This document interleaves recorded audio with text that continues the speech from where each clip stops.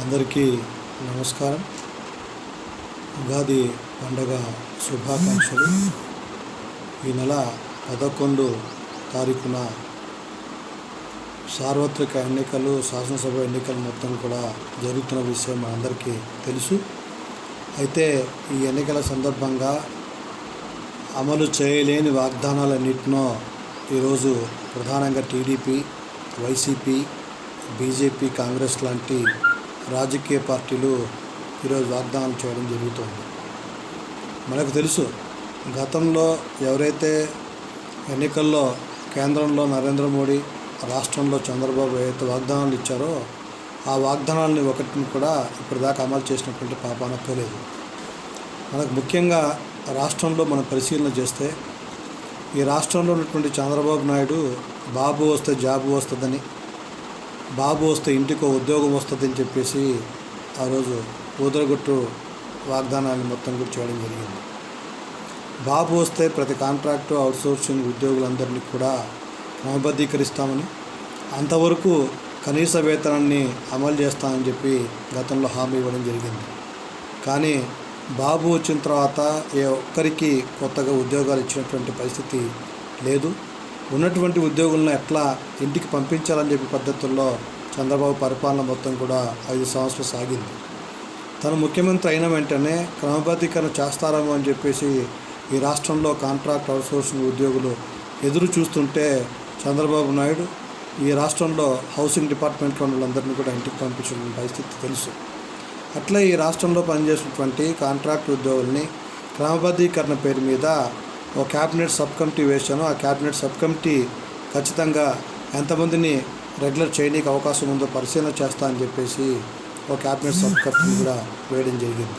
కానీ cabinet sub committee ఏం తేల్చింది? ఇప్పటికీ 6 దఫాలుగా క్యాబినెట్ సబ్ కమిటీ సమావేశం అయింది. ఇప్పటిదాకా తేల్చిందేమంటే ప్రారంభంలో ఏమో 90,000 మంది కాంట్రాక్ట్ ఉద్యోగులు రెగ్యులర్ చేయడానికి అర్హులు ఉన్నారని చెప్పేసి మొదటి దఫా చెప్పారు. రెండో దఫా 46,000 మంది రెగ్యులర్ కానికి అవకాశం ఉందని చెప్పారు. మూడో దఫా కేవలం 16,000 మందికి మాత్రమే రెగ్యులర్ చేయడానికి అవకాశం ఉందని చెప్పారు. నాలుగో దఫాకు వచ్చేసరికి అది కేవలం 4,332 మంది మాత్రమే ఈ రాష్ట్రంలో రెగ్యులర్ కావడానికి అర్హత కలిగి ఉన్నారు అని చెప్పి వారందరూ కూడా 1989కి ముందు చేరిన వాళ్ళు మాత్రమే అర్హత ఉంది రెగ్యులర్ కావడానికి, మిగతా వాళ్ళ ఎవరికి మాకు సంబంధం లేదని చెప్పే పద్ధతుల్లో 4వ దఫా చర్చలో చెప్పడం జరిగింది. అయితే రాష్ట్రంలో ముఖ్యంగా శాసన మండలిలో పీడీఎఫ్ ఎమ్మెల్సీలుగా ఉన్నటువంటి పిట్టపు బాలసుబ్రహ్మణ్యం, బొడ్డు నాగేశ్వరరావు, శర్మ గారు వీళ్ళందరూ కూడా శాసన మండలిలో ప్రత్యేకంగా చర్చలు పెట్టడం, దీని సంగతి తేల్చాలి, రెగ్యులరైజేషన్ విషయంలో తీవ్రమైనటువంటి అన్యాయాన్ని మీరు చేశారు అని చెప్పి పదే చెప్పడంతో మళ్ళీ 5వ దఫా 6వ దఫా చర్చల పేరు మీద వాయిదాలు వేయడం తప్ప ఏ కాంట్రాక్ట్ ఉద్యోగిని ఇక్కడ రెగ్యులర్ చేసినటువంటి పాపన పోలేదు. కనీసం 4వ దఫాలో తెలిసిన 4,332 మందిని కూడా ఈరోజు రెగ్యులర్ చేయలేదు అంటే ఈరోజు ఎంత మోసపూరితమైనటువంటి వాగ్దానాన్ని చంద్రబాబు చేశాడో మనకు అర్థమవుతుంది. కాబట్టే మనం రెగ్యులరైజేషన్ విషయంలో చంద్రబాబు, టీడీపీ ప్రభుత్వం మనల్ని మోసం చేసింది కాబట్టి ఒకసారి పునరాలోచన చేయండి అని చెప్పేసి నేను చెప్తున్నా. అందుకోసం ఈ రాష్ట్రంలో తిరిగి చంద్రబాబు ప్రభుత్వం అధికారంలో రాకుండా చూడాల్సిన బాధ్యత మన కాంట్రాక్ట్ ఉద్యోగులందరికీ అని చెప్పి నేను మనవి చేసుకుంటున్నాను. మీకు అందరికీ తెలుసు, కాంట్రాక్ట్ ఉద్యోగులు రెగ్యులర్ అవుతామని చెప్పి ఈరోజు ఎంతో ఆశగా ఎదురు చూస్తుంటే చంద్రబాబు నాయుడు కాంట్రాక్ట్లో ఉన్నటువంటి ఉద్యోగులందరినీ కూడా ఈరోజు అవుట్సోర్సింగ్ కిందకి బదలాయింపు చేయడం కోసం ఈరోజు తీవ్ర ప్రయత్నాలు చేస్తున్నారు. అంటే కాంట్రాక్ట్ వాళ్ళని కాంట్రాక్ట్ కింద కూడా కాదు, అవుట్సోర్సింగ్ కిందకి, అవుట్సోర్సింగ్ వాళ్ళని డైలీ వేజెస్ కిందకి మార్చినా ఆశ్చర్యపోవాల్సిన అవసరం లేదు.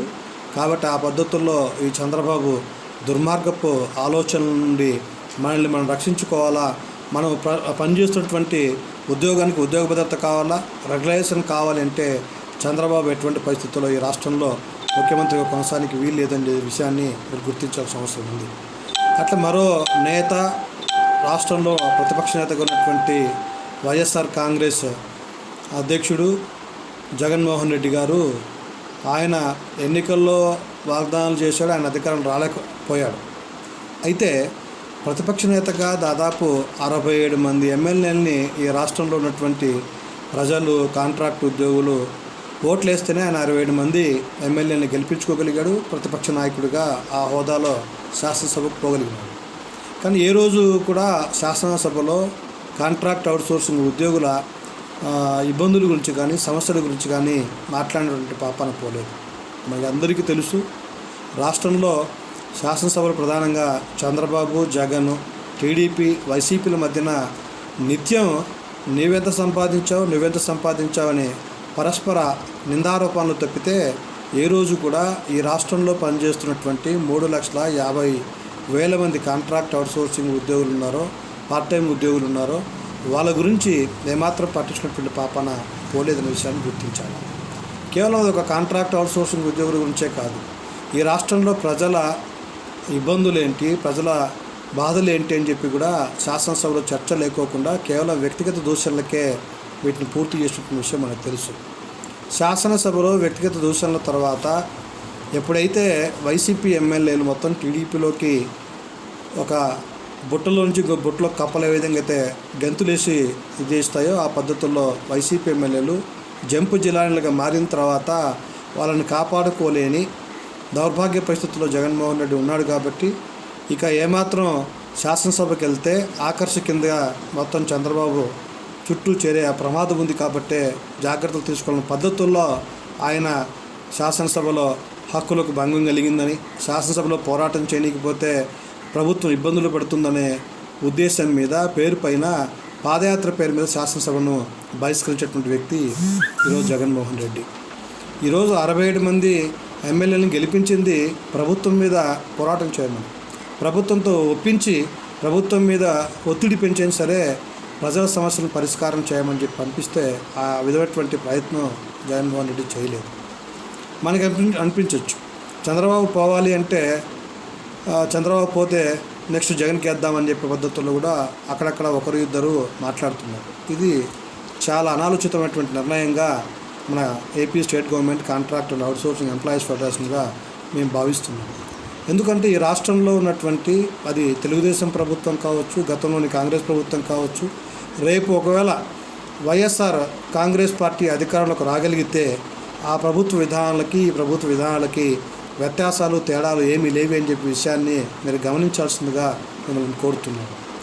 గతంలో చంద్రబాబు కాంట్రాక్ట్ అవుట్సోర్సింగ్ విధానాన్ని ఆయన ప్రవేశపెడితే దాన్ని శరవేగంగా అభివృద్ధి చేసింది. కాంట్రాక్ట్ అవుట్సోర్సింగ్ ఉద్యోగుల సంఖ్యని పెంచింది దివంగత ముఖ్యమంత్రి వైఎస్ రాజశేఖర రెడ్డి.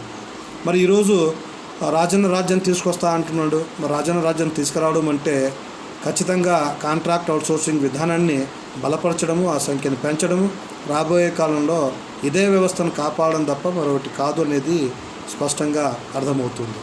ఈ రాష్ట్రంలో చంద్రబాబు విధానాలకు వ్యతిరేకంగా వేతనాలు పెంచాలని, అట్లే సమస్యలను పరిష్కారం చేయాలని, ఉద్యోగ భద్రత కల్పించాలని చెప్పి, రెగ్యులేషన్ సంగతి తేల్చాలని చెప్పేసి ఈ రాష్ట్రంలో మన సంఘాలు మొత్తం కూడా పోరాటం చేసిన ప్రతి సందర్భంలోనూ పాలక ప్రతిపక్ష నాయకులు ఎవరు కూడా మన ముంగిట వచ్చినటువంటి పాపాన పోలేదు. కేవలం మనతో పాటు మన ఉద్యమాల్ని బలపరిచింది గతంలో పీడీఎఫ్ ఎమ్మెల్సీలు, అట్లా సిఐటియు ప్రధానంగా ఈ పోరాటాలు చేస్తున్న నేపథ్యంలో రాజకీయ పార్టీలుగా మనం పరిశీలిస్తే సిపిఎం, సిపిఐ పార్టీలు మాత్రమే ఈ రాష్ట్రంలో ఏ ప్రజలకి ఏ సమస్య వచ్చినా, ఎక్కడ ఏ ఇబ్బంది వచ్చినా ఆ విధంగా కార్మిక సంఘాలు, సిఐటియు, ఏఐటియుసి సంఘాలు కదలడం, వాటన్నిటికీ సంఘీభావంగా వెన్నుదన్నుగా ఈ రాష్ట్రంలో వామపక్షాలు సిపిఎం, సిపిఐ పార్టీలు మన అందరికీ సపోర్ట్ చేస్తూ వస్తున్నాయి. మన పోరాటాల్లో అనేక విజయాలు సాధించడానికి కూడా ఆ పద్ధతుల్లో ఎర్రజెండా మనకు ఉపయోగపడింది. కాబట్టే వచ్చే ఎన్నికల్లో ఒకే రకమైనటువంటి విధానాల్ని అమలు చేసే చంద్రబాబు, జగన్మోహన్ రెడ్డి అని ఎన్నుకోవడం కంటే మన హక్కుల కోసం నిలబడే వాళ్ళు, మన కోసం పోరాటం చేసే అభ్యర్థుల్ని గెలిపించడం కోసం మనం ప్రయత్నం చేయాల్సినటువంటి అవసరం ఎంతైనా ఉందని నేను భావిస్తున్నాను. మన రాష్ట్రంలో ఈ రోజునటువంటి ప్రభుత్వ విధానాలు మారాలి అంటే కేవలం అధికార పీఠం మీద మార్పు రావడం కాదు. విధానాలు మారాలి అంటే కొత్త రాజకీయాలు రావాలి. కొత్త రాజకీయాలు విధానపరంగానే ఈరోజు రాజకీయాలు మార్పు రావాలి తప్ప కేవలం పార్టీలు మారడం, వ్యక్తులు మారడం వల్ల ఉపయోగం లేదు. కాబట్టి విధానాలు మారడము అంటే ఈ రాష్ట్రంలో వామపక్ష, జనసేన, బీఎస్పీ కూటమి ఏదైతే ఈరోజు మంచి పాలన అందించడం కోసం ముందుకెళ్తున్నాయో వాటిని ఆదరించడం ద్వారా మన భావాలకి, మన కోరికలకి, మన హక్కులకు దగ్గరగా ఆ మేనిఫెస్టో, ఆ నినాదాలు మొత్తం ఉన్నాయి. కాబట్టి మనం ఈ రాష్ట్రంలో సిపిఎం గుర్తు ఎక్కడైతే అది కర్నూలు లోక్సభ స్థానంలో కె ప్రభాకర్ రెడ్డి గారు సిఐటియు మాజీ జిల్లా అధ్యక్షులు పోటీ చేస్తున్నారు కర్నూలు లోక్సభ స్థానానికి. ఆయన సుత్తి కొడవలి నక్షత్రం గుర్తుకి ఓటు వేయడం ద్వారా మన నిబద్ధతని, మన పట్టుదలను, మన పోరాటాన్ని మరింత ముందుకు తీసుకుపోవడానికి అవకాశం ఉంటుందని చెప్పి నేను భావిస్తున్నాను. అట్లే డోను శాసనసభ సంబంధించి సిపిఐ రాష్ట్ర నాయకులు, ఒకప్పటి మాజీ విద్యార్థి రాష్ట్ర నాయకునటువంటి కామ్రేడ్ రామాంజలి గారు కూడా డోను శాసనసభ అభ్యర్థిగా పోటీ చేస్తున్నారు. ఆయన కంకి కొడవలి గుర్తుకు ఖచ్చితంగా మనం ఓటు వేసి కర్నూలు జిల్లాలో మనం గెలిపించాల్సినటువంటి బాధ్యత మనందరి మీద ఉంది. అట్లే కర్నూలు జిల్లాలో మొత్తం మీద చూస్తే జనసేన, వామపక్ష అభ్యర్థులు ఈరోజు తృతీయ ప్రత్యామ్నాయం పేరు మీద టీడీపీ, వైఎస్ఆర్ కాంగ్రెస్ విధానాలని వ్యతిరేకిస్తూ ఈరోజు ప్రత్యామ్నాయ విధానాన్ని ముందుకు తీసుకొచ్చే ప్రయత్నం ఈ జిల్లాలో, రాష్ట్రంలో జరుగుతోంది. కాబట్టి కర్నూలు జిల్లాలో ఉన్నటువంటి మొత్తం కాంట్రాక్ట్ అవుట్సోర్సింగ్ ఉద్యోగులు ఏదైతే 20,000 మంది సంఖ్య ఉన్నారో 20,000 మంది గుండెగత్తుగా ఈరోజు వామపక్షాల, జనసేన కూటమికి ఓటు వేయడం ద్వారా మాత్రమే మన హక్కును సాధించుకోగలుగుతామనే విషయాన్ని గుర్తించాలని చెప్పి నేను మిమ్మల్ని కోరుతున్నాను. అయితే చాలామంది వామపక్షాలు, జనసేన ఇవి గెలుస్తాయా, వీళ్ళు డబ్బులు ఖర్చు పెట్టట్లేదు కదా, వీళ్ళు గెలిచిన సాధ్యమవుతుందా, మా ఓటు వృధా అవుతుందేమో అని చెప్పి భావిస్తున్నట్టుగా అక్కడక్కడ కనపడుతున్నారు. ఇది తప్పు.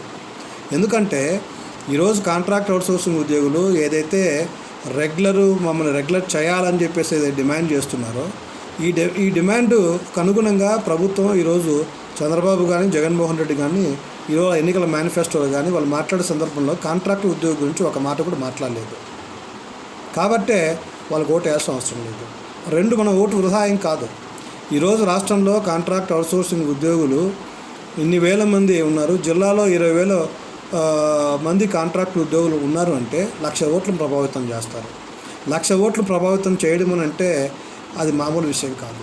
కాబట్టి ఈ 1,00,000 ఓట్లు ఖచ్చితంగా మన కోసం పనిచేసే, పోరాటం చేసే వామపక్ష, జనసేన అభ్యర్థుల యొక్క గుర్తులకు ఓటేయడం ద్వారా ప్రభుత్వానికి కూడా ఆ విధంగా కనువిప్పు అయ్యే పద్ధతుల్లో ఇది ఉపయోగపడుతుంది. కాబట్టి అందుకు అనుగుణంగా మనం ఎంచుకోవాల్సిన అవసరం ఉంది. మనం వేసే అభ్యర్థులు గెలుస్తారా, ఓడతారా కాదు, మనం ఏ విధానాన్ని సపోర్ట్ చేస్తున్నాం, మనం ఎవరి వెంట ఉంటున్నాం, మన వెంట ఎవరు ఉంటున్నారు, మన హక్కుల కోసం, మన సమస్యల పరిష్కారం కోసం ఎవరు మనతో వస్తున్నారు, వాళ్ళని గెలిపించుకునే ప్రయత్నం చేయడం. ఒక బలహీనంగా అనిపిస్తున్నా కూడా మన ఓట్లు పడితే ఎందుకు బలపడడం అనేది మీరు ఆలోచన చేయాలి. అందుకోసమే ఆ పద్ధతుల్లో మనం గాజు గ్లాసు గుర్తుకి, సుత్తి కొడవలి నక్షత్రం గుర్తుకి, కంకి కొడవలి గుర్తుకి, బీఎస్పీ ఏనుగు గుర్తులకు ఓట్లేయడం ద్వారా కాంట్రాక్ట్ అవుట్సోర్సింగ్ ఉద్యోగులు ఈ పాలక వైసీపీ, టీడీపీ పట్ల తీవ్రమైనటువంటి వ్యతిరేకతతో ఉన్నారు. క్రమబద్ధీకరణ విషయం మీద మేమేమాత్రం పట్టించుకోలేదు. కాబట్టే వాళ్ళందరూ గుండెగొత్తుగా ఆ పార్టీలకు ఓట్లేస్తారని చెప్పే పద్ధతుల్లో మనం వ్యవహరించకపోతే మాత్రం తీవ్రమైనటువంటి అన్యాయానికి గురయ్యే అవకాశం ఉంది. కాబట్టి మరోసారి ఆలోచించాలని చెప్పి కోరుతున్నాను. ఈరోజు కాంట్రాక్ట్ అవుట్సోర్సింగ్ ఉద్యోగులుగా పనిచేసే వాళ్ళందరూ విద్యావంతులు, విజ్ఞానవంతులు, లోకజ్ఞానం తెలిసిన వాళ్ళు. కాబట్టి మీరు ప్రభుత్వ టీడీపీ, వైసీపీలు ఏదైతే అమలు చేయలేని వాగ్దానాలు ఇస్తున్నారో ఆ వాగ్దానాలని జాగ్రత్తగా గమనించండి. ఈ రాష్ట్రంలో కొత్త రాజకీయాలకు, నూతన రాజకీయాలకి మార్పు మన కాంట్రాక్ట్ అవుట్సోర్సింగ్ పార్ట్ టైం ఉద్యోగుల నుండే ఒక మలుపు తిప్పే పద్ధతుల్లో మనం ముందుకు వెళ్దాం. అందుకు సహకారంగా మీరందరూ కూడా కాంట్రాక్ట్ అవుట్సోర్సింగ్ పార్ట్ టైం ఉద్యోగులుగా పనిచేసే వాళ్ళు, డైలీ వేయర్స్, కంటింజెంట్ ఉద్యోగులందరూ కూడా ఈ జిల్లాలో, రాష్ట్రంలో ఖచ్చితంగా గాజు గ్లాసు గుర్తుకి, అట్లే సుత్తి కొడవలి నక్షత్రం గుర్తుకి, కంకి కొడవలి నక్షత్రం గుర్తుకి ఓట్లేయడం ద్వారా మన సత్తా, మన డిమాండ్కు ఉన్నటువంటి పవర్ ఏంటో నిరూపించాల్సినటువంటి బాధ్యత మనకు ఉంది. కాబట్టి ఆ పద్ధతుల్లో మీరు పూర్తి చేస్తారని చెప్పి కోరుకుంటూ సెలవు.